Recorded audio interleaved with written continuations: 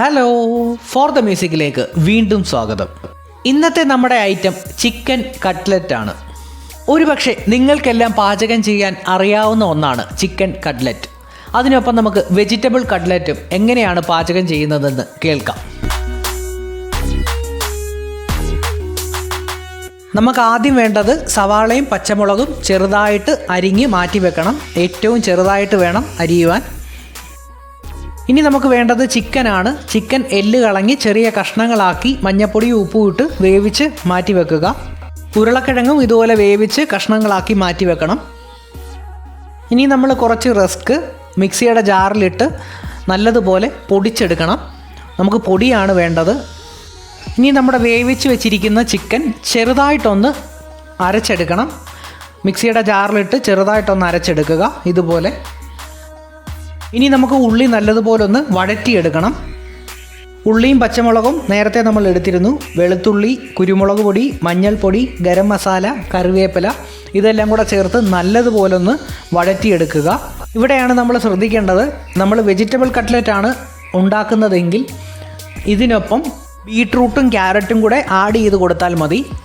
ഇങ്ങനെ ഉള്ളി വഴറ്റിയെടുക്കുന്ന സമയത്ത് ബീട്രൂട്ടും ക്യാരറ്റും ചെറുതായിട്ട് അരിഞ്ഞ് ഒപ്പം ചേർത്ത് നല്ലതുപോലെ ഒന്ന് വഴറ്റിയെടുക്കണം. ചിക്കൻ കട്ട്ലറ്റ് അല്ല, വെജിറ്റബിൾ കട്ട്ലറ്റാണ് ആവശ്യമെങ്കിൽ.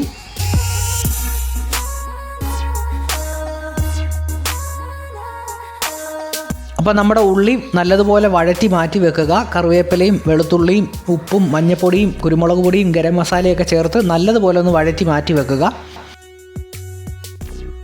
ഇനി നമ്മുടെ വേവിച്ച് വെച്ചിരിക്കുന്ന ചിക്കനും ഉരുളക്കിഴങ്ങും കൂടെ നല്ലതുപോലെ ഒന്ന് മിക്സ് ആക്കണം. ഒപ്പം നമ്മുടെ ഉള്ളി വഴറ്റി വെച്ചിരിക്കുന്നതും കൂടെ ചേർത്ത് നല്ലതുപോലെ മിക്സ് ചെയ്യുക. ഇവിടെ നമുക്ക് വെജിറ്റബിൾ കട്ട്ലറ്റാണ് പാചകം ചെയ്യേണ്ടതെങ്കിൽ ചിക്കൻ ഒന്ന് ഒഴിവാക്കിയാൽ മതി. അതായത് വേവിച്ച ഉരുളക്കിഴങ്ങും ഉള്ളി വഴറ്റിയതും കൂടെ മാത്രം മിക്സ് ചെയ്താൽ മതി. ഞാൻ നേരത്തെ പറഞ്ഞിരുന്നു, ചിക്കന് പകരമാണ് നമ്മൾ ബീട്രൂട്ടും ക്യാരറ്റും കൂടെ ഉള്ളി വഴറ്റുന്ന സമയത്ത് ഒപ്പം ചേർത്ത് വഴറ്റുന്നത്.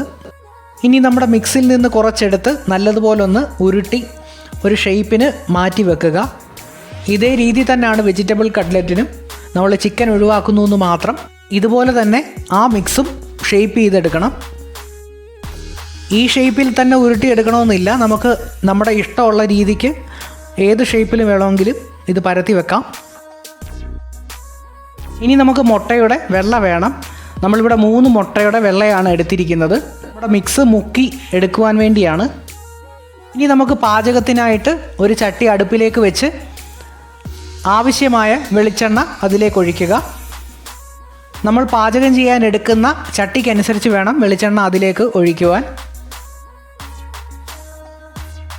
ഇനി നമുക്ക് ഷേപ്പ് ചെയ്ത് വെച്ചിരിക്കുന്ന കട്ട്ലറ്റിൻ്റെ മിക്സ് മുട്ടയുടെ വെള്ളയിലൊന്ന് മുക്കിയെടുത്ത ശേഷം റസ്ക് പൊടിച്ചതിലേക്ക് നല്ലതുപോലെ ഒന്ന് മുക്കിയെടുക്കുക.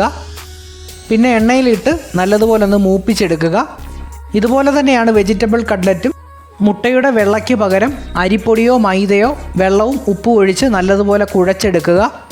അത് നല്ല ലൂസ് പരുവത്തിലാക്കി അതിലേക്ക് മുക്കി റസ്കിൻ്റെ പൊടിയും ചേർത്ത് എണ്ണയിലേക്കിട്ട് മൂപ്പിച്ച് കോരിയെടുത്താൽ മതി. ചിക്കൻ കഴിക്കാതെ മുട്ട കഴിക്കുന്ന ഒരുപാട് പേരുണ്ട്. അങ്ങനെയുള്ളവർക്ക് ഈ മുട്ടയുടെ വെള്ള തന്നെ ഉപയോഗിക്കാം. ഒന്നുകൂടി പറയാം, തീർത്തും വെജിറ്റബിൾ കട്ട്ലറ്റാണ് ആവശ്യമെങ്കിൽ മുട്ടയുടെ വെള്ളയ്ക്ക് പകരം അരിപ്പൊടിയോ മൈദയോ വെള്ളവും ഉപ്പും ചേർത്ത് ലിക്വിഡാക്കി അത് ഉപയോഗിക്കുക. എന്നാൽ ഒരുപാട് പേർക്ക് ചിക്കൻ ഇഷ്ടമല്ല, പക്ഷേ മുട്ട ഉപയോഗിക്കും. അങ്ങനെയുള്ളവർക്ക് മുട്ടയുടെ വെള്ള തന്നെ ഉപയോഗിക്കാം. അപ്പോൾ നല്ലതുപോലെ ഒന്ന് മൂപ്പിച്ച് കോരിയെടുക്കുക. ഇന്ന് എന്നെ സഹായിക്കുന്നത് എൻ്റെ അച്ഛനാണ് ഇന്ന് പാചകം ചെയ്തിരിക്കുന്നത്.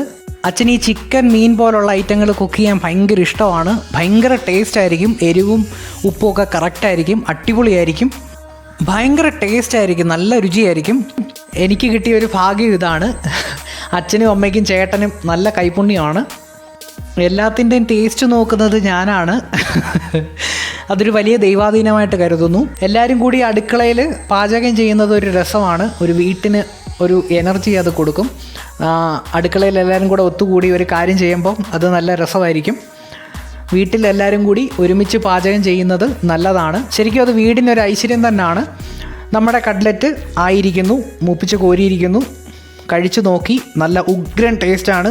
ഈ വീഡിയോ എഡിറ്റ് ചെയ്തുകൊണ്ടിരുന്നപ്പം കണ്ട് വീണ്ടും കൊതിയായിട്ട് അച്ഛനെ പോയി വീണ്ടും സോപ്പിട്ടു. അത്ര ടേസ്റ്റ് ആയിരുന്നു.